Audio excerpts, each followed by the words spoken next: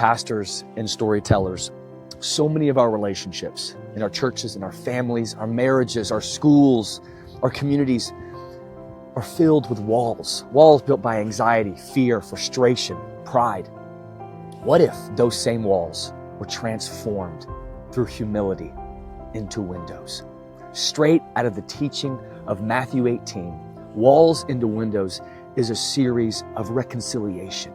Imagine marriages restored, prodigals coming home, communities restored and seeing each other maybe for the very first time, how they really should be seeing each other.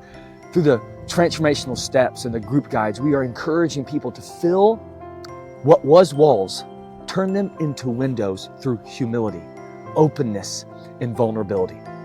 Don't forget, pastors, our Sunday storytellers, it is Walls into Windows, but we have a series for students called Riz or Not to Riz. This matches beautifully, and it's a relationship series for your students. If you hear to Riz or Not to Riz and you have no idea what I'm talking about, join the club. Ask your student pastor or ask a 15-year-old, because that's what I had to do. Walls into Windows and Riz or Not to Riz. Let's become the greatest storytellers in the world together.